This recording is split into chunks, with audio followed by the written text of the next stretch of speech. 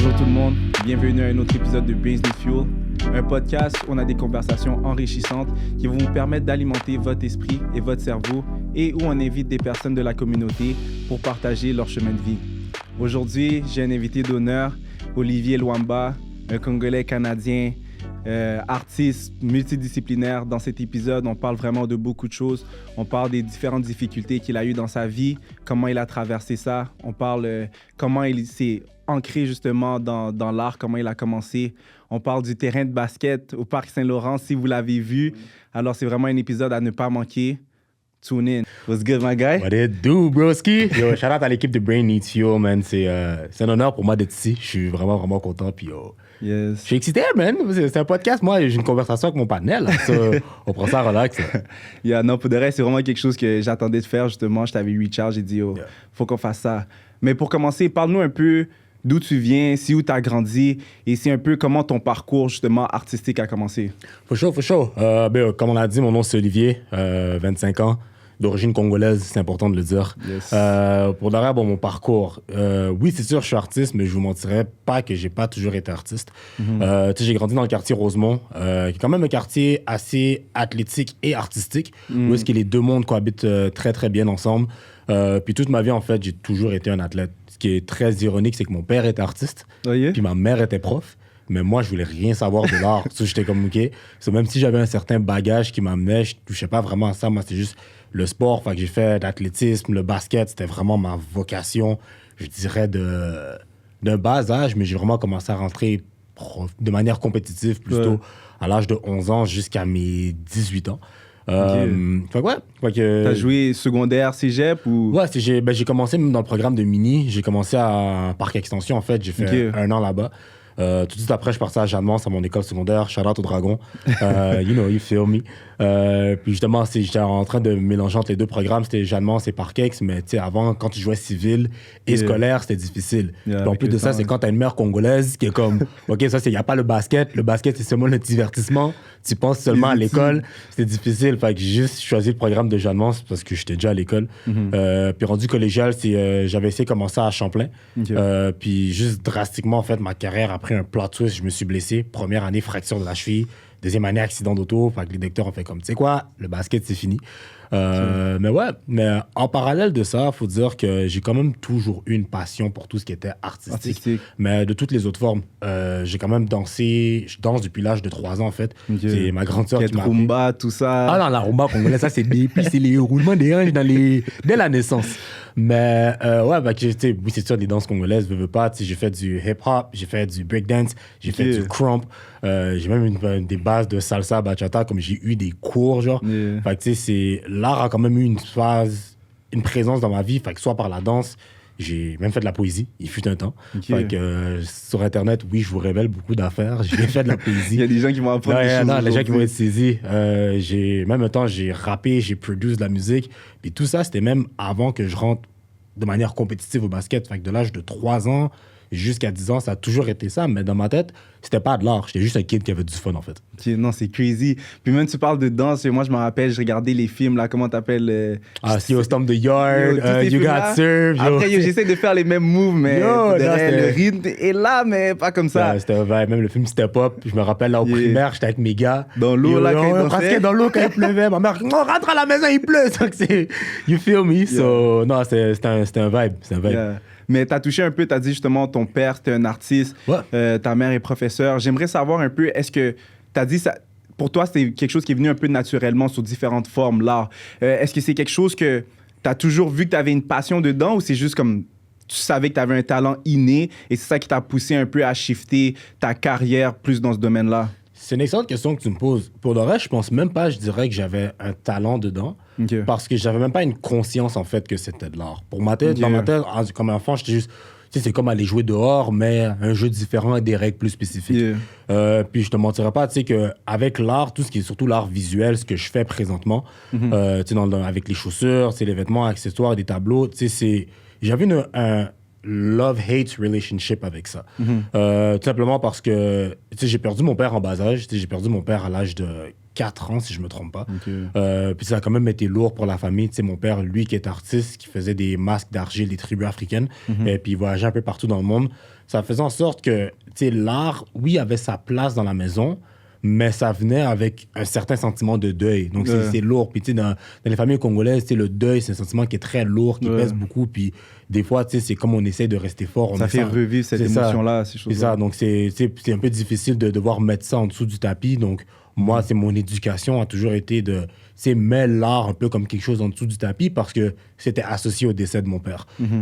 Donc, c'est ça. J'ai jamais vraiment su que j'avais un talent, même une passion pour ça. C'est vraiment plus mes amis qui étaient comme « Oh, mais tu sais, tu danses bien. Oh, mais tu sais, j'aime ta poésie. Oh, mais tu sais, tu rappes bien. » Ou tu sais, des fois, je niaisais sur FL Studio avec mon grand frère. Puis, tu sais, il était en train de enjoy mes beats. Puis, on se lançait la balle. Mais dans ma tête, j'ai jamais eu un moment où j'étais comme oh, « OK, mais c'est de l'art ce que je fais. » Je l'ai compris comme si j'ai eu un déclic, en fait, plus tard, à l'âge de 19 ans. J'étais comme « Oh, mais tout ça, c'était de l'art. » Et en fait, j'ai toujours eu cette passion. Et c'était pas de l'art visuel, donc j'étais pas conscient non plus que c'était d'autres formes d'art. Non, c'est ça qui est impressionnant avec l'art. C'est tellement comme un domaine qui est large. Il y a tellement de différentes formes. Mais j'ai aimé un peu ce que tu as touché. Comme tu as dit, tu étais juste un kid. You were having fun with it. Mais j'ai une question un peu pour toi. Est-ce que tu penses pour un enfant, c'est plus facile de pouvoir t'adapter au niveau créatif? Parce que, comme moi, personnellement, j'ai l'impression, une fois que tu deviens adulte, il y a un peu comme tes pensées deviennent genre perverties. Tu es comme, si je fais ça, est-ce que les gens vont aimer? Si je fais ça, est-ce que les gens vont vouloir acheter la production que je fais? Puis il y a toutes ces questions-là qui viennent, ou peut-être tu as appris une technique, puis là, tu vois, tu te restreins un peu. Mais quand tu es un enfant, tu n'as pas de bagage. Tu fais juste, OK, whatever I think, I do. Non, 100%. Ouais, je pense vraiment que je pense étant enfant, ou tu es tout jeune, créatif, tu sais, je pense qu'il y en a qui sont peut-être à l'adolescence et tout. Je pense qu'ils sont tous dans leur meilleure saison de leur vie pour se lancer dans une carrière artistique parce que, c'est encore une fois, t'as pas de bagage, t'as pas de restrictions, t'es pas comme... Tes pensées sont pas régies à une certaine limite. Tu sais, surtout, encore une fois, si je peux revenir sur mon background, tu sais, c'est penser de manière artistique dans une famille congolaise, lorsque c'est l'éducation qui est importante, lorsque si on veut marcher droit et tout, bien paraître, ça s'efface un peu avec le temps. Donc, tu sais, quand t'es enfant, je pense que c'est le meilleur moment. Puis, tu sais, on rit, mais c'est vrai, tu sais, ça va pas aller dire à un enfant que son travail est laid. C'est un enfant, donc tu vas laisser le bénéfice du doute, puis tu vas laisser place à l'amélioration. Tandis que lorsqu'on est adulte, tu sais, ça vient avec un certain bagage, ça peut venir avec certaines blessures, ça peut venir avec certains doutes, au point même d'avoir le syndrome de l'imposteur, quelque chose qui m'a suivi pendant des années dans ma carrière artistique. Donc, ouais, c'est dur. C'est difficile, mais lorsqu'il était enfant, pour de vrai, puis tous les jeunes qui nous regardent, je dis, allez-y tout de suite. C'est foncez, puis si je peux même rajouter, ayez pas peur de faire des erreurs, vous allez en faire. Ça fait partie du monde de l'art. Tu sais, le monde de l'art, ce qui est la beauté là-dedans, c'est que c'est tellement vaste, c'est que c'est pas un monde qui a des règles, en fait. Tu sais, t'as des gens, des fois, ils font des artistes abstraits, ils vont mettre 2-3 coups de pinceau sur une toile, ils vont vendre des 10 000 $. Tandis que t'en as qui vont faire des portraits complets, super détaillés, tu vois la sueur de la personne, puis tu sais, si tu vends ça à 500, mais il y a personne qui va dire OK, ça c'est bon, ça c'est mauvais. Donc, je pense que pour toute personne qui a cette mentalité de ah, mais tu sais, c'est difficile, ah, mais je suis régi, rappelle-toi qu'il n'y a pas de règles. T'as pas vraiment un livre. Oui, il y a des techniques, mais même là, tu peux toujours prendre la technique et faire ta propre dérivée, en fait. Mais ça qui est beau aussi, c'est parce que à la fin de la journée, il y a une perspective humaine quand même qui rentre là-dedans. C'est que c'est pas nécessairement tout le monde qui va aimer tes projets, mais il y a tellement de gens dans ce monde. Faut juste que si une personne, comme tu as dit, quelqu'un peut envoyer 3 coups de pinceau sur une peinture et vendre ça à des 10 000 $ parce qu'il y a des gens qui trouvent ça beau, il y a des gens qui arrivent à trouver une interprétation derrière justement cette peinture. J'aimerais un peu toucher, tu as parlé que tu fais justement des custom shoes, tu fais customization de ballons, de vêtements. J'aimerais un peu savoir c'est quand que ça a commencé, puis pourquoi ça? C'est assez fou, puis ça va revenir en parallèle avec le fait que, tu sais, je pensais pas que c'était de l'art en commençant. Tu sais, à la base, ceux qui me connaissent personnellement, ou ceux qui, si vous me voyez, je suis un gros sneakerhead. J'ai plus de sneakers que je peux compter à la maison. Ma mère, ça la fatigue. T'as encore les souliers, c'est quoi ça? Donc, mets l'argent de côté. Mais je t'inquiète, maman, je mets l'argent de côté pour d'autres projets. Fait quoi, tu sais, puis ça a commencé, je te dirais, vers l'âge de 15-16 ans, je me rappelle, j'ai eu ma première paire de Jordan. C'était des Jordan Flight, rien de sérieux, mais bon, j'avais mon petit logo de Jordan. Moi, c'était un flex. Depuis qu'il y a Jordan dessus, c'était un flex back in the days. So, tu sais, j'ai commencé avec ça, puis, je voulais toujours m'assurer d'être le freshest guy in school. Je me rappelle, je marchais, tout le monde est comme, yo, Olivier, tes souliers sont nice. Des fois, il y avait des filles qui étaient comme, you feel a certain type of way. Il y a un shawty comme, yo, j'aime tes choses. Je suis en train de blush ou whatnot. C'était nice. Puis, avec ça, j'ai vraiment appris à prendre soin de mes souliers. Fait que ça a juste commencé, je prenais soin de mes souliers, c'était des nettoyages. Puis, rendu au cégep, après mon accident d'auto, j'étais quelqu'un qui se définissait beaucoup par le basket, par sa première passion. Puis je suis juste retourné à ça, en fait. J'étais comme, j'aime les souliers. Laisse-moi voir c'est quoi qui se passe dedans. Au début, ça a juste commencé, c'était un service de nettoyage. Puis à un moment, je me suis tanné. C'est de niaiser à dire parce que je faisais des nettoyages, parce que je voulais être le gars avec les choses les plus fraîches. Mais la seconde qu'une personne passait au Foot Locker puis qu'elle achetait une paire, la même paire que moi, par défaut, le gars était plus nice que moi. Puis j'aimais pas ça. Par la suite, je me suis dit, mais pourquoi je peux pas créer ce que j'ai pas, en fait? Je pouvais pas toujours aller aux States, prendre des choses qui n'existaient pas. Donc, je regardais sur YouTube une fois, puis j'ai vu une fille, Sophie Sophs, qui faisait des custom shoes. Puis j'étais comme, tu sais quoi? Je vais essayer just for fun. Une paire en emmenait une autre. Puis à un moment, j'ai essayé avec un gars à l'école. Je me rappelle, shout-out à Redouane. J'ai dit, oh bro, je veux custom des shoes. J'ai personne pour pratiquer à part les miens. J'ai custom toutes mes paires. Je peux-tu pratiquer sur toi? Finalement, je le fais. Une semaine après, je le remets. Puis de bouche à oreille, je deviens ce gars à l'école que comme, yo, Olivier a custom les shoes de Redouane. Les souliers sont nice. Tu te rappelles, c'est quelle paire de shoes que t'as custom? Ou... C'était des Air Force One. Puis pour de vrai... C'est quoi le design, tu te rappelles un peu? J'ai vraiment fait une affaire basic. J'ai mis le swoosh en gris. Et la semelle en gris, ce qui est une grosse erreur. Puis j'avais juste mis des splashes de peinture noire. Mais c'est un design qui n'existe pas. Ça faisait comme un Oreo Jordan 4, je pense, si je me trompe pas. Puis tout le monde était comme, oh, c'est nice, je vois pas le design ou whatever. Puis, ça m'a fait un petit 15 minutes de fame. J'étais content. Puis, les gens commençaient à me voir à l'école. Petite anecdote avec ça, c'est un truc avec les souliers. Faut jamais que tu peintures la semelle. C'est parce que, avec le poids de ton corps, tu frottes contre l'asphalte, ça va se défaire. Puis, j'avais des vieilles peintures zéro qualité. Quand je fais ça, le gars, il porte les choses et tout. À la fin de la journée, comme toute la peinture est partie, mais j'étais comme, gars, j'ai un peu foiré, j'ai mis ça pour les souliers du gars et tout, mais j'ai pris mon 15 minutes de fame. Puis j'avais déjà un petit nom dans l'école avec ça. J'étais comme, bon, on va prendre ça silencieusement, puis on va partir dans une lignée.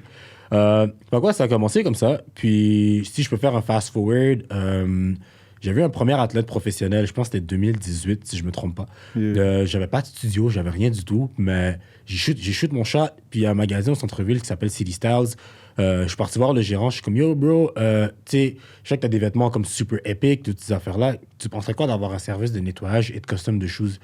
Le gars était pas certain, whatever. Je suis comme, bro, je m'en fous, j'apporte les produits, je fournis tout, puis let's go. Puis tu me dis ce que t'en penses. Le gars me laisse ma chance. Mais tu sais, j'ai même pas une place dans le magasin. Genre, t'as comme un petit couloir avant le magasin. Yo, je me rappelle, j'ai acheté une table pliante au Canadian Tire avec une chaise pliante, puis je me promenais avec ça dans le métro. Comme dans le temps, je conduisais pas, que j'avais pas de permis, genre, je me promenais avec ça dans le métro, puis tous les jours, je déposais ça là-bas, je faisais la table, puis je commençais à peinturer mes propres choses de mes clients. Puis les clients venaient et tout, ils voyaient un peu ton work, comme tu travaillais pendant qu'ils étaient là ou... Même pas, en fait. C'est oui et non. Tu sais, je me suis fait des clients par là, mais des fois, ce que je faisais, c'est je prenais mes choses à la maison, je prenais mes amis qui me passaient leur paire, je textais mes amis, je suis comme, bro, est-ce qu'il y a une paire que tu portes plus? Tu sais, comme, donne-moi la paire, puis je vais faire ça, genre. Puis, yeah. Là, tu sais, j'ai commencé comme ça, puis je me rappelle, j'avais mis mes cartes d'affaires. Un jour, il y a un gars qui passe, et j'ai aucune idée c'est qui. Je regarde mon Instagram, je vois mon premier blue check, quelqu'un qui me follow. Je suis comme, oh, c'est qui ce gars-là? Finalement, c'est Dominic Ellis, un joueur de la CFL. Il a joué avec les Alouettes. Puis là, je pense qu'il était parti à Hamilton, si je ne me trompe pas, les Tiger Cats. Shout out Dom. Puis le gars est comme, yo, I love your work. J'ai besoin d'une paire. Je suis comme, OK, cool. Comme des cleats? Des cleats. J'avais jamais touché à des cleats de ma vie. Je comprenais zéro comment ça fonctionnait. Puis le gars est comme, tu sais, la game était vendredi, il me donne la paire mardi. Puis tu sais, les gens vont comprendre éventuellement quand j'ai expliqué mon processus, mais custom des souliers, c'est long. Comme c'est pas une journée, ça peut me prendre des 70-80 heures de travail. Donc 2 semaines à temps plein, c'est ça, genre custom des choses. Puis le gars me donne 3 jours. Fast forward, je fais la paire, je lui redonne, il apporte on the field. Les poste encore sur mon Insta, je vais les poster un jour. Puis, tu sais, ça fait une grosse furie, là. Je me réveille, tous les gars des Alouettes sont en train de me texter. Je suis comme, yo, j'ai besoin d'une paire, j'ai besoin de ci, j'ai besoin de ça. Puis, next thing you know, j'ai comme la moitié du roster pour qui je dois faire des cleats. Puis, je suis comme, yo, qu'est-ce que je fais avec ça, genre? Puis, what was crazy, c'est que je travaille sur une paire. C'est comme le lendemain, puis ma mère vient me voir dans ma chambre. Puis elle est comme, Olivier, t'es vraiment comme ton père. Puis elle ferme la porte. Puis je suis comme, qu'est-ce que tu dis, je suis comme mon père? Puis là, je réfléchis, je suis comme, oh, c'est de l'art, en fait, qui se passe. Puis j'étais comme, OK, mais si je fais des choses, pourquoi pas essayer des vêtements? Si je fais des vêtements, pourquoi pas essayer des affaires comme random? Je suis rendu chez moi, ma mère partait en voyage, maintenant je fais des aveux, là. Je commençais à peinturer n'importe quoi dans la maison, puis j'avais la peinture après, genre. So yeah, fait que c'est comme ça que ça a commencé, juste une passion pour les choses. Je faisais juste des essais-erreurs. Dans ma tête, c'était juste des choses. Je suis un sneakerhead qui aime les choses. Puis quand ma mère m'a fait, yo, c'est de l'art que tu fais, j'étais comme, oh, peut-être que c'est de l'art finalement. Non, c'est crazy. Puis comme justement tu parlais que yo, le gars t'a donné 3 jours pour faire les choses, juste savoir un peu, c'est quoi ton process quand justement t'as un paire de customization à faire? Est-ce que c'est un peu les clients qui te donnent un peu une idée? Est-ce que c'est toi-même que yo, tu lock down dans ton room, t'es comme bro, I think je vais faire ça. C'est un peu comment ça se passe. C'est quoi les étapes un peu? Pour de vrai, il y a plusieurs manières, mais tu as un peu dit comment ça se passe. Souvent, les clients m'approchent.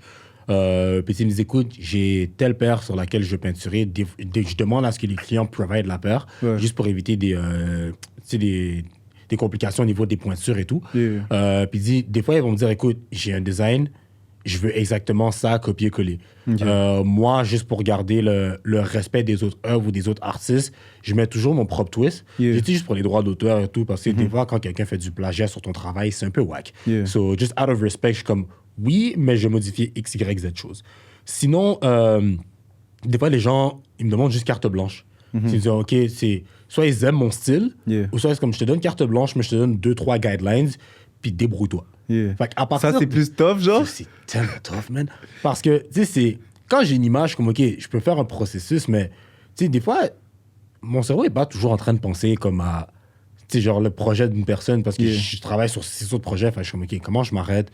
Puis je peux créer quelque chose que non seulement j'aime, mais que la personne va aimer, surtout que c'est carte blanche. Parce que, tu sais, on n'a pas nécessairement tous les mêmes goûts. Les mêmes goûts. Fait tu sais, des fois, je me lock up, j'ai mon iPad, je commence à dessiner dessus. Je vais sur Photoshop, je commence à dessiner dessus. Un truc que je fais des fois, c'est je dois stalk mes clients. Comme, un peu, ouais, tu sais, comme moi, c'est pas dans cet terrain. Fait que, tu sais, si vous avez déjà commandé une paire sur moi, j'ai peut-être passé au moins 5 heures sur votre profil. Comme je scotche, comme, OK, ils aiment ça, ils aiment ci. Comme je regarde, c'est qui follow. Parce que c'est un processus, tu sais. Oui, c'est une œuvre d'art, mais j'aime créer un contact humain, puis j'aime créer une relation avec mes clients. Donc, pour faire ça, c'est pas juste, tiens, voici une œuvre que t'aimes, mais voici une œuvre qui te représente. Fait que c'est ça la bonne partie. Puis après ça, ben comme, j'envoie des croquis, puis let's get to it, we get to painting. Non, c'est crazy. Mais c'est juste fou comment, justement, quelque chose commence de cette manière et après, juste the love from it, just keep on growing. Puis ça continue à grandir. Et après, tu commences à toucher à différents côtés ou aspects de l'art. Mais on va shout-out un peu. J'ai les shoes. Explique-nous un peu ce design. Tu as dit au début, tu faisais des semelles gris en bas avec couple splash. Maintenant... Ouais. Bon, là, comme vous pouvez voir, il n'y a pas trop de semelles. Il y a juste un, a little 1-2. Mais ça, c'est assez safe. Mais sinon, bon, comme vous pouvez voir, ça, on a Angel. C'est shout-out à Disney, je pense. C'est Disney, Lilo and Stitch. On a Stitch in the back. C'est vraiment juste une cliente qui est très fanatique. Elle voulait que je la ramène dans ses souvenirs d'enfance. Puis ses 2 personnages favoris. J'ai vraiment été assez simple, juste placer les personnages dans une position, une petite relation, comme, couple goals. Puis, je voulais être heavy sur le sunset. Ma spécialité, ce que j'aime, j'aime vraiment donner des gros backgrounds, juste pour mettre une vie à l'image. Ma cliente était juste comme, je veux juste voir les 2 personnages. Je suis comme, oui, mais c'est plate. Comme dit, c'est comme je veux que quand tu marches avec la paire, les gens cassent leur cou pour regarder tes pieds. Je trouve que, en termes de fashion, I'm a big fashion guy, puis je trouve que des fois, les souliers, c'est un petit élément qui est souvent négligé, mais qui fait tellement une grosse différence. Puis c'est ça que je voulais faire avec ça, en fait. J'étais dans le sunset, donner un vibe, oui, enfantin pour revenir à Disney, mais... juste vraiment un petit vibe romantique. Puis juste prendre des fleurs tropicales, comme si c'était un coucher de soleil. C'était vraiment ça. C'était vraiment ça. Puis, des fois, je trouve que ça peut être trop chargé sur un soulier. Fait si on peut voir, il y a comme un double fade. Fait que t'as un fade qui est là, mais t'en as un autre qui part sur le côté. Genre, comme on est à blanc, pour revient à la couleur. C'est vraiment juste pour dévoiler le design puis montrer qu'il y a comme...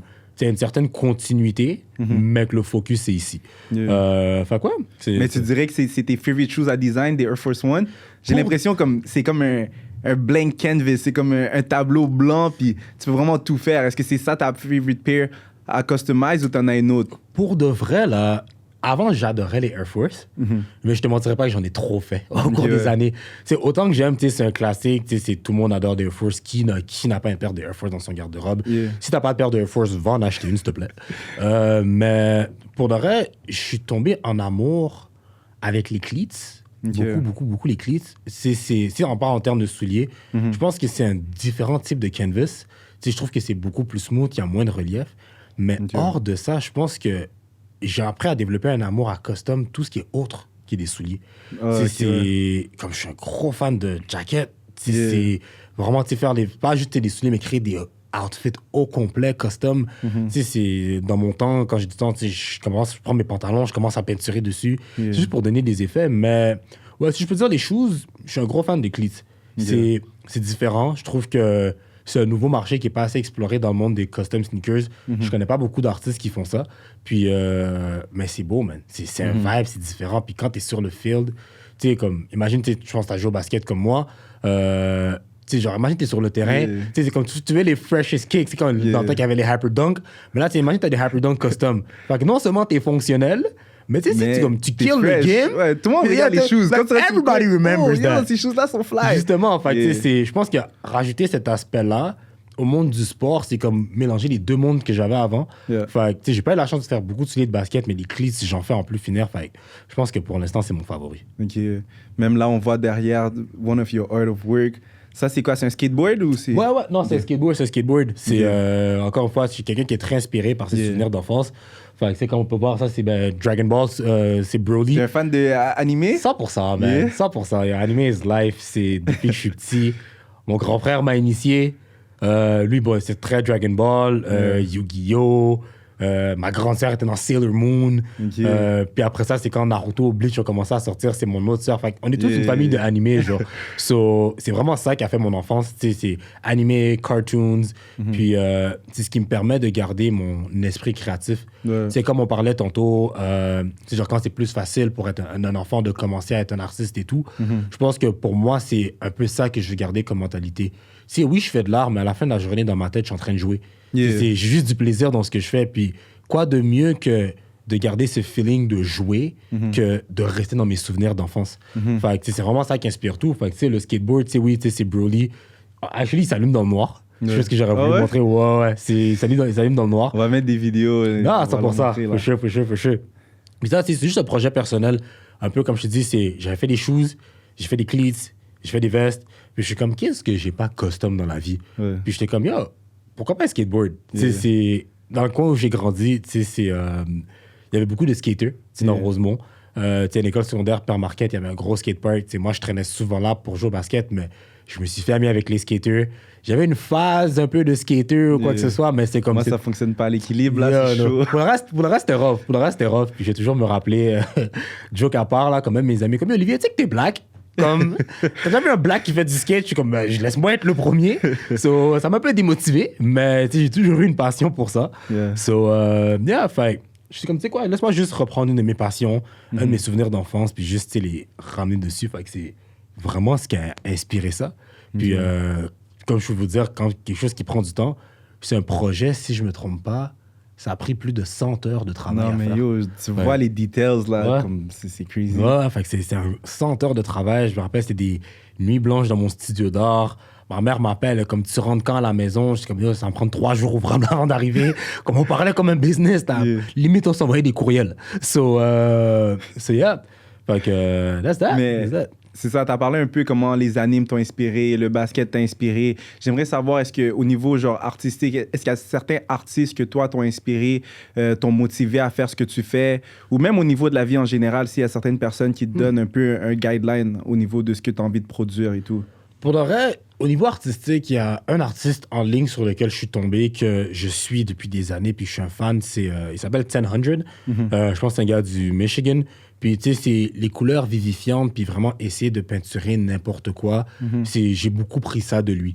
Tu sais, j'avais commencé avec des choses, mais lui, quand je le voyais, il s'amusait à faire des murales dans sa toilette. Tu sais, qu'il peinturait le lit de ses enfants, comme just for fun. J'étais comme, bro, genre, tu peux faire ça? Puis, tu sais, j'ai embarqué là-dedans, puis c'est un gars que je suis beaucoup, puis que je m'inspire beaucoup dans ma création, en termes de couleurs, de vibrance et tout. Même en termes de basket, ce qui est bizarre, en fait, c'est si on suit mon histoire que ma carrière de basket a arrêté drastiquement. Suite à 2 blessures, dont une qui était pratiquement mortelle. J'ai fait un gros accident d'auto. Là, avec mon frère, on a fait une chute d'à peu près 3-4 mètres de haut. L'auto part en tonneau, toutes ces affaires-là. Merci Seigneur, je suis encore en vie, je suis ici. Amen. Puis, mais ça a ruiné ma carrière de basket. Puis, je savais plus dans quoi je pouvais m'identifier, en fait. Puis, c'est niaiseux à dire, mais j'ai repensé à Derrick Rose. C'est un athlète super prometteur. Sa carrière, le gars était parti. Genre, plus jeune MVP. Mais il y avait tout ça. Puis, du jour au lendemain, à cause des blessures, ça arrête. Mais de voir que le gars était capable de continuer, puis qu'il s'est still blessé en par-dessus, mais qu'il continuait, j'étais comme, peut-être, que c'est pas terminé. Puis, dans ma tête, j'étais comme, peut-être que mon but dans la vie, c'est dans le basket. Puis, finalement, je vois que Dieu avait un objectif complètement différent pour moi. Puis, j'étais comme, OK, ben, si je suis encore en vie, je respire encore, parce que le Seigneur n'a pas fini avec moi, genre. Donc, laisse-moi juste... Je suis rentré dans la prière, j'étais comme, OK, Seigneur, c'est quoi ton objectif? C'est quoi que tu as pour moi? Puis, je pense que si je peux dire une personne qui m'inspirait, j'ai pas le choix d'inclure Dieu là-dedans. C'est le fait que dans toute mon histoire, il m'a soutenu, il m'a gardé vivant, littéralement, mais qu'à un point que tout se suit, je suis comme, j'ai pas le choix de lui rendre la gloire à lui uniquement, genre, parce que c'est lui qui a tout orchestré pendant que moi, je savais rien. Puis, à part de ça, il y a qui d'autre qui m'inspire? Juste mon entourage, ma communauté, man. C'est tellement beau de pouvoir faire de l'art puis voir que la communauté s'en réjouit autour. Avoir des projets qui ont inclus la communauté ou juste quand c'est du one-on-one, puis que je bâtis des friendships à partir de ça. Genre, j'ai des clients qu'aujourd'hui, on est super de bons potes. Puis je suis comme, ça, c'est quelque chose qui m'inspire. Les gens, tout court, m'inspirent parce que ça me permet d'être une extension de la main de Dieu dans la communauté, puis redonner, puis partager cet amour, partager cette joie. Puis je pense que c'est ça qui me motive tous les jours de continuer, man. Non, c'est bon. Pour revenir sur ce que tu as dit, justement, après un événement aussi genre drastique, aussi genre chamboulant, c'est fou comment, sur le moment, tu n'arrives pas à avoir nécessairement ou avoir les réponses à tes questions ou les explications, mais plus le temps avance, tu vois justement la main de Dieu, puis tu comprends un peu pourquoi certaines choses sont arrivées pour t'amener justement à une autre phase. Tu parlais un peu comment tes projets ont réussi à inspirer la communauté. J'aimerais commencer par toucher... ça, j'ai appris ça justement il n'y a pas très longtemps. Tu as dit que tu as participé au Festival Mural. Tu as eu la chance de faire une porte. Explique-moi un peu c'était quoi le process derrière ça et c'est un peu quoi que tu as voulu démontrer avec cet art-là. Non, 100%. Le Festival Mural, man, pour ceux qui savent pas vraiment c'est quoi, si tu habites à Montréal puis tu marches sur Saint-Laurent début juin, tu vas savoir c'est quoi. Mais c'est un des plus gros festivals d'art de rue en Amérique du Nord. Si c'est pas le plus gros. Puis, en fait, je me rappelle, c'est dans une phase de ma carrière artistique que je voulais développer quelque chose, mais je savais pas où commencer.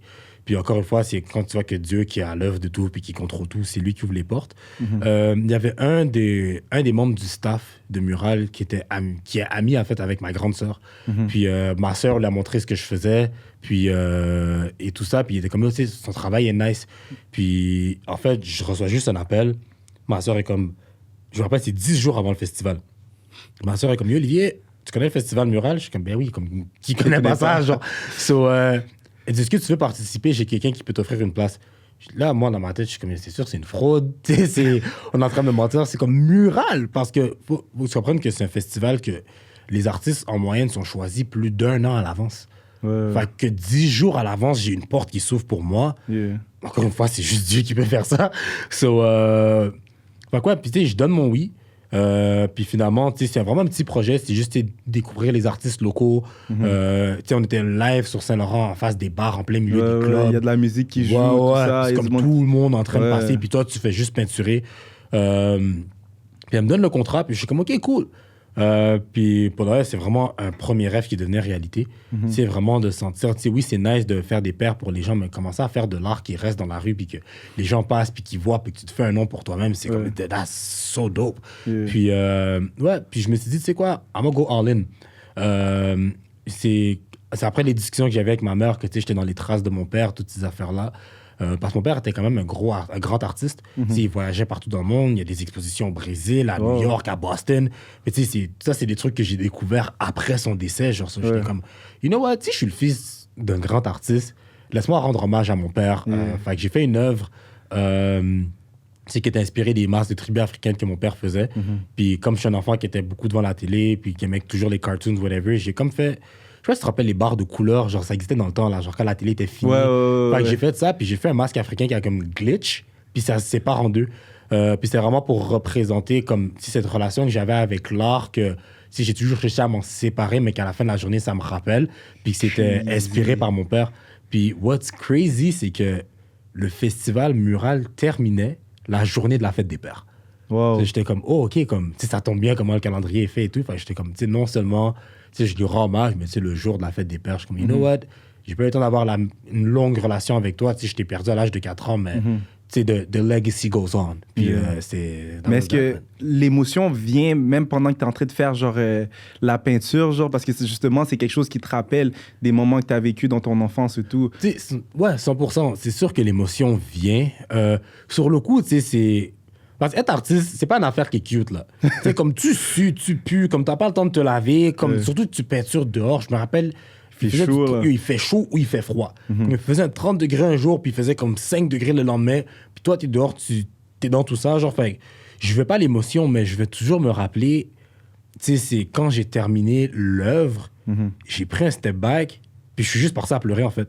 C'est comme, c'est non, oui, il y avait une pleure de deuil qui venait, parce que je suis comme, OK, tu sais, ça rapporte des souvenirs, mais t'as un certain pleur de reconnaissance, que c'est comme si il y a un héritage qui m'a été laissé, puis Dieu a pas négligé ça, puis il a continué. Fait que je suis vraiment reconnaissant, tu sais, non seulement pour le chemin que mon père avait bâti, mais en même temps pour la manière dont Dieu utilise cette histoire, puis que ça touche les communautés aujourd'hui, genre. Non, c'est vraiment impressionnant.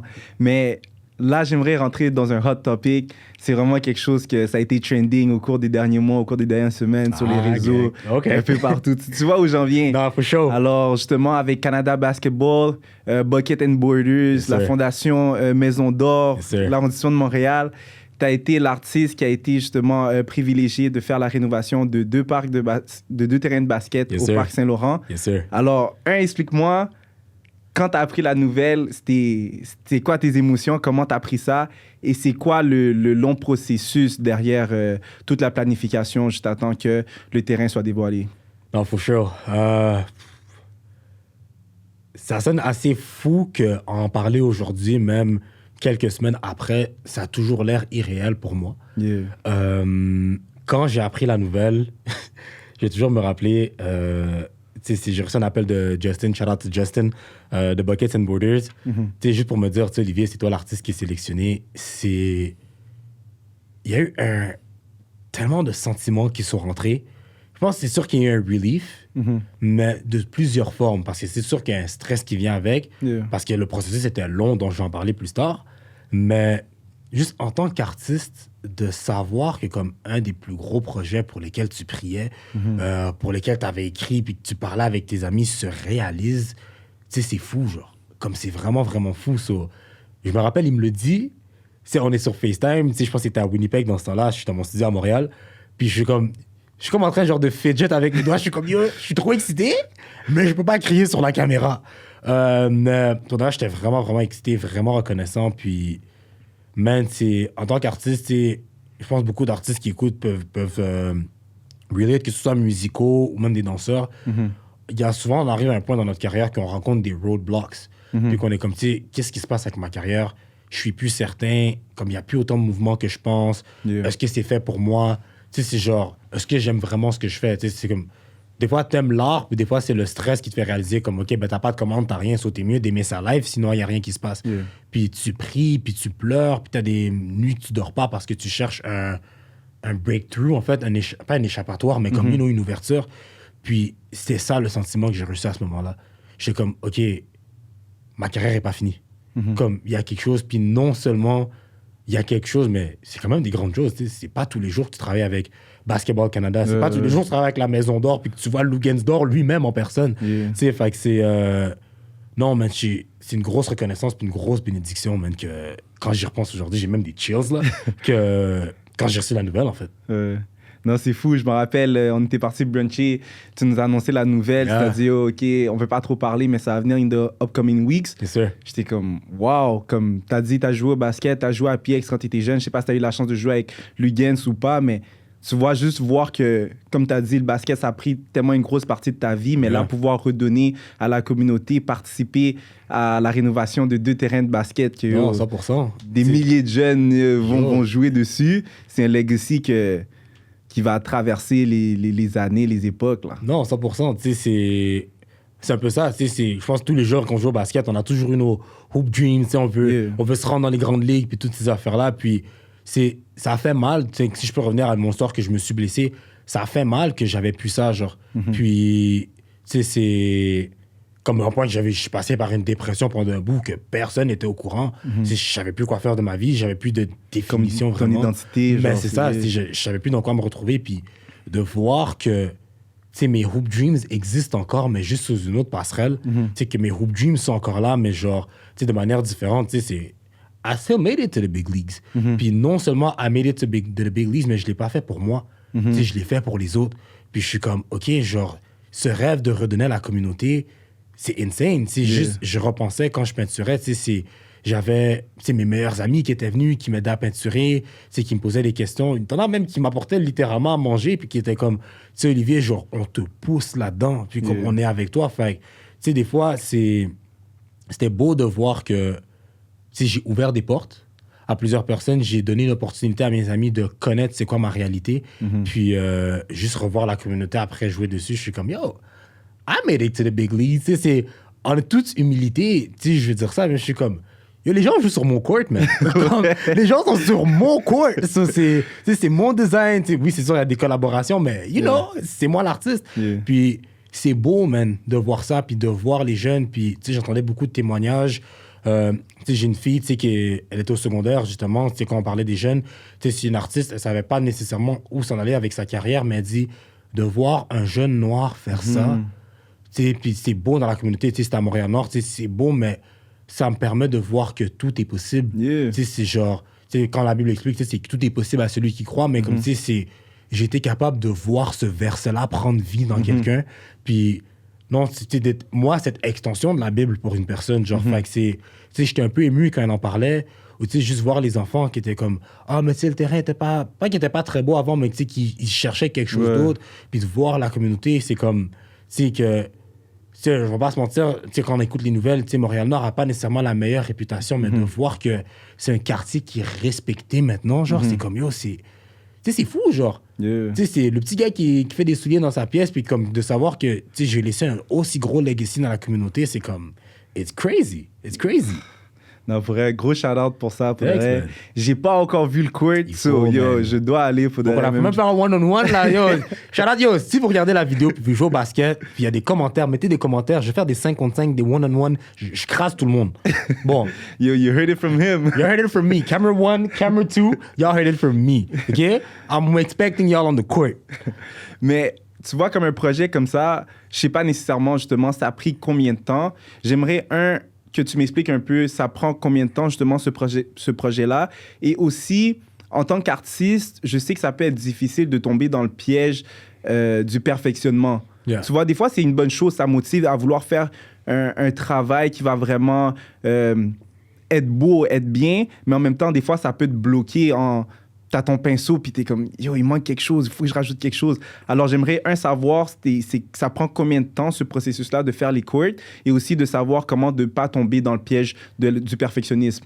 100%. Tu sais, le court en tant que tel, c'était 2 semaines de peinture, mais ce que les gens savent pas, c'est que c'était un 6 mois de travail. En fait, la manière dont eux l'ont initié, c'est qu'ils avaient... Je suggérais aux gens d'envoyer leur candidature. Donc, on était une multitude d'artistes. Je sais pas, on était combien. Je sais qu'on s'est ramassé 2 finalistes, mais je pense qu'on était à peu près une 20aine ou une 30aine d'artistes à avoir soumis quelque chose. Ça se peut que mes chiffres sont... Ils ont juste pris des artistes de Montréal ou... Spécifiquement pour ce projet-là, ils cherchaient vraiment des artistes de Montréal. Enfin, quoi, tu sais, des artistes de Montréal, des artistes de la communauté, quoi que ce soit. Fait que c'était beau à voir de... Tu sais, juste entendre qu'il y avait ce nombre-là d'artistes inclus, je suis comme, OK, quand tu te sens seul, tu te sens un peu moins seul, genre. Puis à partir de là, tu sais, on devait faire une première soumission d'un design. Puis c'est là justement que le problème du perfectionniste embarquait. Je me rappelle, on était en janvier, février. Dis-toi, j'étais aux études en fait en shoe business. Puis j'avais un dernier assignment à remettre, puis ça, puis j'étais vraiment coincé dans le perfectionnisme. Je suis comme, OK, mais il manque tel détail, il manque ci, il manque ça. Puis Je pense qu'un truc que j'ai compris avec l'art, c'est, comme j'expliquais tantôt, il n'y a pas de règle. Juste envoie ce que tu envoies. Parce que des fois, quand il y a le perfectionnisme, c'est que tu cherches tellement à trouver un détail à fixer, mais des fois, c'est que tu cherches des problèmes où il n'y en a pas, en fait. Des fois, c'est juste, calme-toi, arrête, prends pas de recul, va même consulter des gens. Moi, j'avais des personnes, j'avais une de mes amies, Charlotte Elena, qui était avec moi, qui consultait le design avec moi et tout. Puis, elle était comme, non, mais juste, envoie l'affaire. Comme, t'as peur de quoi? Envoie l'affaire. Puis, which is crazy, c'est que quand j'ai envoyé le design, puis j'étais tellement perfectionniste pour des détails, puis ils me sont revenus, ils m'ont dit, oh, il y a trop de détails. Je suis comme, ben là, comment il y a trop de détails? C'est de l'art. Comment de l'art peut avoir trop de détails? Mais encore une fois, je suis comme, ben, il n'y a pas de règle dans de l'art. Des fois, trop, c'est comme pas assez. Fait que cette histoire d'être perfectionniste puis de tout chercher, des fois, c'est juste essaye. C'est comme, essaye, lance-toi dedans, puis tu sais jamais comment ça va être reçu, genre. Puis je trouve que si chercher trop de détails, tu tombes malade. Comme, psychologiquement, c'est lourd. Comme essayer de tout comprendre. Oh, non, mais il manque ci, il manque ça. Des fois, c'est comme, tais-toi. Envoie l'affaire. Comme, just trust the process. Puis à un moment, c'est comme si jamais il doit avoir un review, tu vas recevoir le review dans les mesures du possible. Puis, fait que j'ai renvoyé un autre design. Puis même lui, ce qui était encore plus rough, c'est, j'ai envoyé le premier design, j'ai pas eu de nouvelles pendant comme 1 mois et demi. L'attente, yo, c'est ça qui tue, man. T'es juste là, t'es comme, c'est quoi que mon phone va ring? Yo, c'est comme, j'avais des courriels, moi je vois c'est des promotions. Oh, promotion tel magasin, 15%. Oh, j'ai pas le temps de ta promotion, bro. Je veux savoir si j'ai mon design ou pas. Puis, fait que là, ils me reviennent, c'est genre 1 mois et demi après. Puis ils sont comme, OK, on aime ton design, t'es finaliste, t'as juste trop de détails. Puis t'as 3 jours pour envoyer l'autre design. Je suis comme, yo, guys, et pendant 1 mois et demi, j'ai silence radio et j'ai le temps d'oublier, là. Puis là, justement, j'étais comme, OK, ça, on m'a dit qu'il y a trop de détails. Fais un design sans être perfectionniste. Va chercher, le minimum, mais la beauté du minimum. Puis des fois, je trouve qu'il y a tellement il y a une beauté dans la simplicité des choses. Puis c'est ce projet-là qui me l'a appris, en fait. Si un jour, je remets le premier design en ligne, les gens vont voir qu'il y a trop de détails. Puis quand je prends du recul, je suis comme, non, mais je préfère vraiment le deuxième. Non seulement je le préférais, mais j'avais une paix d'esprit avec moi, genre. Parce que, je suis comme, mais il n'y a pas l'air compliqué. C'est super beau, c'est pas compliqué, puis je me sens bien, comme je sais que c'est facile à faire. Puis de l'art, c'est... Des fois, ça peut être facile. C'est ce que les artistes vont comprendre quand je vais dire ça, c'est que on cherche trop souvent à... même dans la musique, avoir le next big hit. La chorégraphie à boss de craziest move. C'est en poésie d'avoir comme le punchline qui va faire tout le monde pleurer puis rentrer dans sa chaise. Mais des fois, va juste de manière authentique. Va avec ce que t'as. Puis, un truc que je comprends, surtout dans ma foi, qui m'aide beaucoup, c'est quand je priais là-dessus, c'est le Seigneur me dit toujours, mais tout ce que t'as dans tes mains, c'est tout ce que t'as besoin pour créer. Va pas commencer à chercher des affaires à l'extérieur. Va pas commencer à essayer à titiller des détails qui n'ont pas rapport dans la transaction. Juste va avec ce que tu as. Puis dès que tu as ma main dessus, tu as mon appui, tu as mon accord, puis que tu es en paix avec ça, go for it. Je pense que des fois, les artistes, on est trop malades à vouloir créer. Créer dans la paix. Sois peaceful quand tu crées, puis après ça, tu vas être super chill, man. Mais j'aimerais un peu savoir, toi, ton point de vue au niveau de l'importance de l'art, justement, dans la société en général. C'est quoi un peu pour toi? Et c'est quoi le message que tu essaies un peu de transmettre avec tout ce que tu fais, genre? 100%. L'art est trop important dans la société. Parce que ça va sonner bold, ce que je vais dire, mais l'art tient la société. Quand tu y penses, c'est vraiment un truc que j'ai compris. L'art existe partout, en fait. Tu regardes tes vêtements, c'est un designer qui l'a fait. On pense au micro qui est là. Il y a une personne qui a dû penser de manière ergonomique à comment le micro peut être placé pour ton confort, mon confort. Même la table, la hauteur, il y a trop même les rues, là. Les rues. C'est les architectes et tout. Puis je trouve que on vit dans une société on dort beaucoup là-dessus.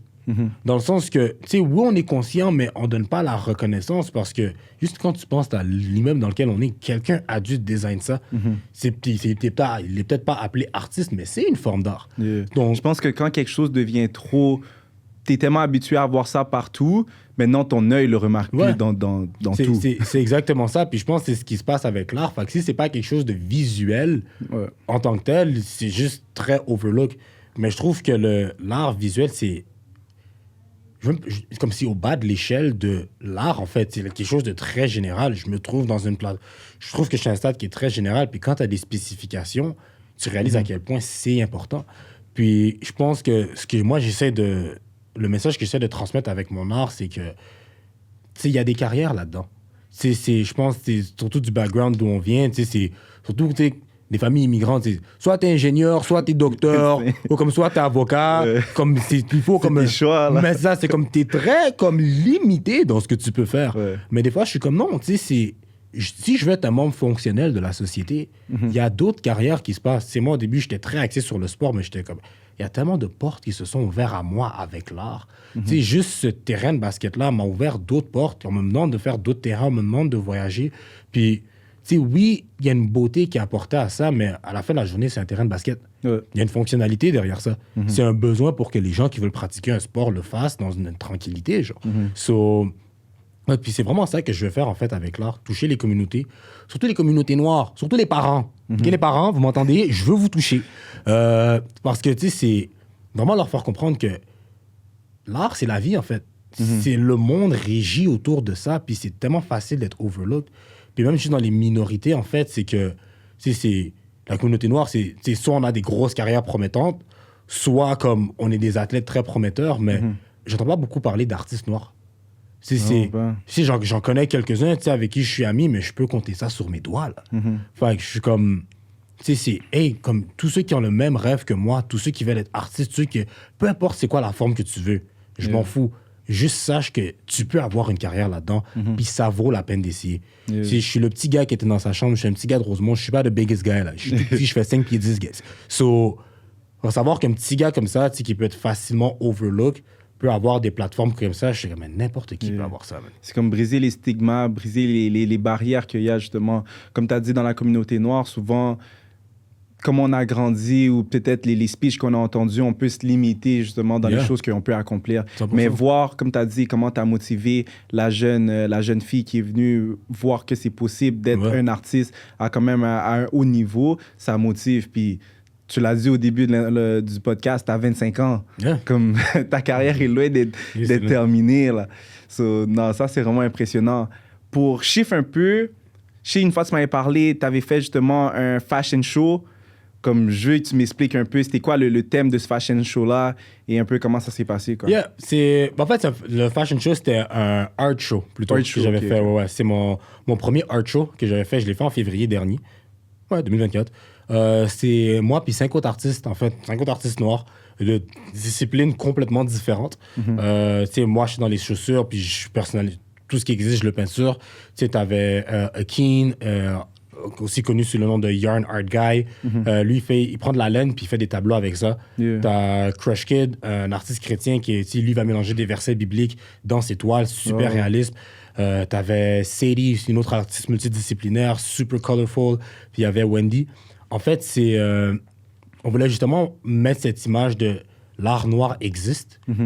En plus de ça, l'art noir existe à Montréal. Et l'art sur plusieurs formes, et ça mérite d'être respecté. Fait qu'on a mis ça sur pied. C'était un fou projet, man. Ce qui est fou, c'est que des shows comme ça prend à peu près comme 2 à 3 mois à créer. On a fait ça en 5 semaines. Comme le gars a créé un groupe chat, on était comme « Yo! Qu'est-ce qu'on fait? » J'ai un gars à mon église qui s'appelle Chad. Lui, il est dans l'événementiel. Shout out Chad, man. Big guy. Je lui ai envoyé un message. Le gars s'occupe de tout. On a la salle, un fou rabais. Comme tout est set. Puis... c'était vraiment juste un temps de partage. C'était nos témoignages qu'on donnait, c'était quoi nos backgrounds à chacun, comme c'est quoi nos buts en tant qu'artiste, puis pourquoi on était là. On était vraiment juste là pour prouver à la communauté que l'art existe, l'art noir existe, puis l'art noir mérite d'être respecté. Puis après ça, man, which is crazy, though, c'est quand j'y repense, là, on avait fait 3 ventes. On a fait une pré-vente, une vente et une vente à la porte. Les 3 ont sold out back-to-back. On a fait la pré-vente, on a vendu tous les billets.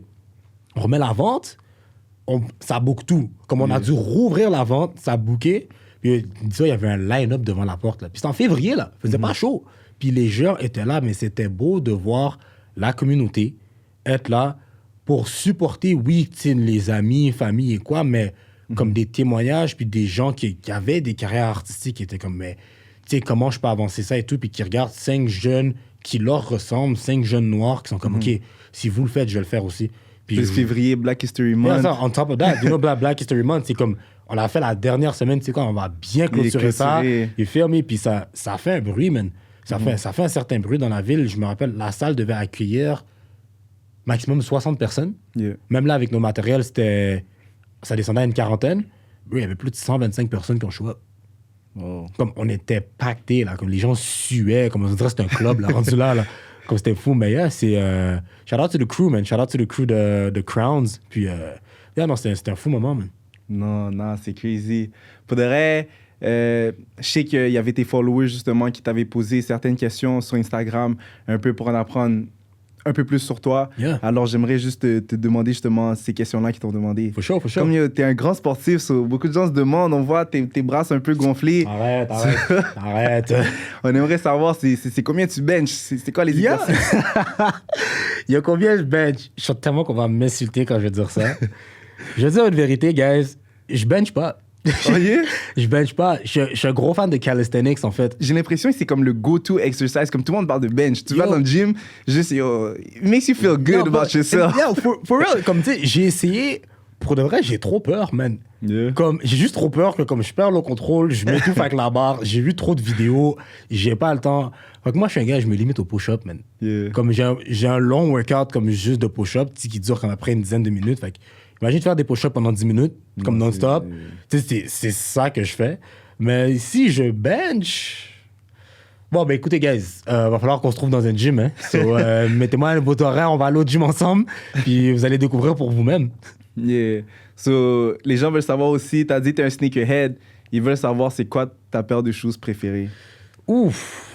Yeah, on a parlé de Air Force tantôt. Yo, Nike, si vous écoutez ça, je veux quand même un sponsor. Yeah, le collab. Yo, j'ai besoin d'un collab. Adidas, vous m'entendez aussi? Tout le monde, j'ai besoin de tout le monde. Mais je suis un gros fan de New Balance. Ah, yeah? C'est New Balance, man, le dad's shoe. Yeah. Tu vois, je parle depuis que j'ai les 25 ans, puis qu'on grandit, puis qu'on vieillit un peu, je pense que le vibe de tonton, ça commence à venir me chercher. Mais non, pour de vrai, je suis un gros fan de New Balance, man. C'est tellement confortable. C'est, ça rentre avec le style que je veux avoir dans toutes mes affaires. So, ouais, comme je pense, juste live, j'ai... Sur les 70 paires que j'ai, si je me trompe pas, là, t'en as peut-être comme une vingtaine que c'est juste des New Balance, bro. So, non, je suis accro à ça, man. Mais c'est fou, tu vois, encore là, on parle de l'art. C'est fou comment la mode... Genre, ça revient, puis la mode change. Alors, pour de vrai, des fois, on prend du temps à comme, oh yo, peut-être les gens vont pas aimer comment je m'habille.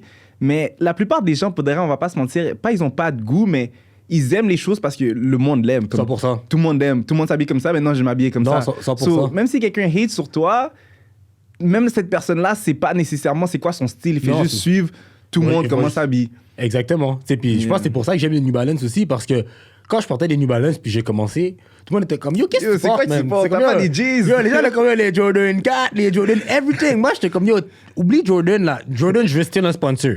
OK. Mais moi, depuis, je suis rentré dans New Balance puis les gens étaient comme OK, mais nobody wears that. Puis moi, ma réponse, j'étais comme, mais justement, nobody wears that. De la même manière que je fais des customs pour que tu sois un one of one, tu sais, genre que personne n'est ta paire, mais comme, je portais les New Balance pour que personne n'ait ce que je porte. Puis, veux pas, c'est comme ce sentiment de uniqueness, si ça m'a permis de bâtir une personnalité autour de ça. Puis là, maintenant, tous mes amis sont comme, yo, c'est quand on achète des New Balance, je suis comme, ah, mais maintenant, vous avez compris que vous avez une personnalité qui vient avec. So, ouais, favorite pair, j'ai pas un spécifique, mais tout ce qui est New Balance, je suis vendu. OK. Aussi, les gens voudraient savoir, est-ce que tu as des collabs qui arrivent bientôt? Est-ce qu'il y a des projets excitants que tu voudrais nous laisser savoir? Ah, man, il y en a trop que je veux parler. Surtout un que je viens NDA, man. C'est que je peux même pas en parler. Okay. Je vous dis juste que... Stay tuned. Stay tuned, mais si je peux me permettre, le monde des athlètes professionnels, et je le mets au pluriel, on l'approche à grands pas. Le monde du cinéma, on l'approche à grands pas. Même juste le monde de la restauration. Vous serez surpris, mais on l'approche à grands pas. J'ai beaucoup de demandes, beaucoup de collabs.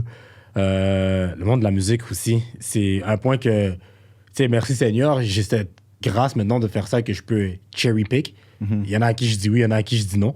Mais, guys, il y a beaucoup qui s'en viennent. Même le meublier, le monde des meubles, en fait. On embarque dedans. J'ai des collaborations qui arrivent très vite. So, faut rester tuned, man. C'est pour ça que je pose pas beaucoup. Parce que tout se passe là, mais c'est comme... Olivier dit rien jusqu'à ce que le projet sorte. Mais le projet sort dans... Pour ça, il faut me follow, guys. Il y a une dernière question. Ça, c'est une question deep. Tes followers, tu vois, ils veulent aller creuser un peu. C'est quoi le meaning of life pour Olivier? The meaning of life pour Olivier. Yo! Brain needs fuel for real. Le meaning of life, man. Pour le reste, je vais être assez simple. Je pense pour moi, c'est vraiment, vraiment assez simple. Genre, ça va dans deux directions. Je pense, étant un homme chrétien, je pense que le meaning of life, c'est que, étant ici sur ce côté de l'éternité, je veux rendre gloire à Dieu dans tout ce que je fais. Amen. Que ce soit dans mon business, puis je vais toujours me rappeler, puis j'ai des témoins qui peuvent témoigner.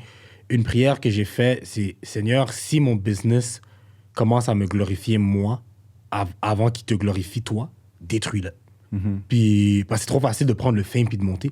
So, the meaning of life, I want to give glory to God dans tous les moments, dans tout ce que je fais, dans mes interactions, que ce soit à travers ce podcast, que ce soit quand je peinture. Même si j'ai des clients qui ne croient pas, je suis comme, je vais donner l'excellence et me donner corps, âme et esprit de la même manière que la Bible m'enseigne de le faire. Puis, à côté de ça, je veux le faire, mais en jouant. Pour moi, the meaning of life is to play. Tu sais, c'est l'économie dans le monde dans lequel on vit aujourd'hui, c'est qu'on est tellement sérieux. Tu sais, les médias sociaux, même juste être sur le grind ou quoi que ce soit, c'est que les gens stressent tellement à ce niveau-là que je suis comme, guys, il y a un temps, là, c'était pas dans votre tête, ça. Vous allez jouer dehors, vous étiez à l'école, vous faisiez vos affaires, puis je suis comme, pour moi, the meaning of life, c'est d'être capable de rester dans cette perspective-là. De pouvoir demeurer un enfant, puis de demeurer dans cette paix. C'est sûr que ça vient avec ses embûches, mais tu sais, quand tu vois les embûches, tu t'en fous, genre. Tu sais, c'est une phrase par laquelle je vais toujours, si je vais la traduire en français, c'est « make opposition your ally ». C'est de faire de l'opposition mon allié. C'est que quand les choses viennent vers moi, là, moi, je embrace les affaires. Je suis comme, tu sais, tu contrôles pas ce qui vient, mais tu contrôles comment tu réagis. Puis, je suis comme, tu sais, quand j'ai des embûches qui viennent, tu sais, quand j'ai des blessures, même quand j'ai mon accident d'auto, toutes ces affaires-là, je suis comme, hey, tu sais quoi? Je vais aller enjoy tout ce que je peux enjoy là-dedans. C'est fou, mais j'ai appris à me reposer, bro. J'ai appris à réfléchir, j'ai appris à avoir une rétrospection, puis je suis comme... Puis c'est ce feeling que t'es toujours en train de jouer, que t'es toujours en train de te développer, puis... Fait que ça, ce serait ça. Puis le troisième meaning que je donnerais, c'est de se donner entièrement aux autres. C'est ce business, peu importe combien je peux gagner, peu importe ce que ça m'apporte, peu importe comment mon monde peut grandir, puisque ça me donne, tu sais, on parle du terrain de basket. Comme petite anecdote, là, ce qui est fou, c'est... J'ai eu le terrain de basket, j'ai d'autres demandes, pour des podcasts, j'ai des demandes pour des magazines, j'ai des demandes pour ci. J'ai dit oui à tout le monde, puis je suis parti me cacher pendant 2 semaines. Parce que j'étais comme, à la fin de la journée, je veux pas que ce business soit par rapport à moi, mais je veux que ce soit par rapport à l'impact que ça donne aux autres. C'est que je veux que quand Luxury 7, quand Olivier va mourir dans le physique, que Luxury 7 continue, genre. Puis c'est vraiment juste ça. Fait, le meaning of life, c'est vraiment se donner entièrement aux autres. De la même manière que Chris s'est donné entièrement à moi, je vais faire de même pour les autres. That's big, no, that's big. Puis comme tu as dit, comme il y a un verset que j'aime beaucoup, ça dit Consider pure joy, brothers and sisters, whenever you face trials of many kinds. C'est James 1. Exact, bro. Comme si ça montre juste, tu vois, comme tu as go through tellement de trucs dans ta vie, mais tu as dit tu essaies d'approcher les affaires avec une joie. Puis tu sais juste que ça build ton caractère, puis ça te rend juste 10 fois plus fort, tu comprends? So yo, pour de vrai, j'ai beaucoup aimé. Merci d'être venu, pour de vrai. À toi, man. J'espère vraiment que les gens vont get the most out of it. Si tu veux, yo, shout out ton Instagram, tous tes réseaux. S'il y a des last trucs que tu veux dire, go ahead. First of all, thank God. Thank God. Comme je vous dis, I glorify God in everything. So avant de donner des shout outs, I'm gonna thank God and glorify God for this. Merci à toi, man, de m'avoir. Merci à toi d'être un ami. Merci à toi de juste rentrer dans la vie des gens puis de me permettre d'avoir cette plateforme-là. Donner un big shout-out au crew, que c'est ma famille, ma mère, mes frères et sœurs. Shout-out directement à Elena, you know who you are. Shout-out au crew, man, que ce soit Bailaou, Christian, Jean-Michel, Nathaniel, the Five Horsemen. Vous savez que c'est nous. Shout out à toute l'église qui me supporte. Puis sinon, c'est ça, man. Qu'est-ce que je peux dire? Trouvez-moi sur mes réseaux sociaux, man. Ça va être Luxury7, _. La photo, c'est 2 petites ailes qui volent ensemble avec le L7 à l'intérieur. Puis vous allez voir là-dedans, man. J'ai pas le temps de partager tout ce que je fais comme l'art, mais si vous avez des questions, si vous voulez voir plus, si vous voulez savoir c'est quoi les autres projets, c'est Luxury7, _ sur Instagram. Même affaire sur TikTok. Pour les tontons tantines, même affaire sur Facebook. Puis Snapchat, Snapchat, je suis pas trop là-dessus, là, mais ça va être ça, man. Sur les réseaux sociaux, on va être là, guys. Yeah. Alors, voici, on est à la fin de l'épisode. Cet épisode de Brains Need Fuel va être disponible sur toutes les plateformes de streaming où vous allez voir votre podcast. Ça va être également disponible sur YouTube. Alors, soyez sûr de me follow sur tous les réseaux sociaux pour ne rien manquer. Peace. Deuces.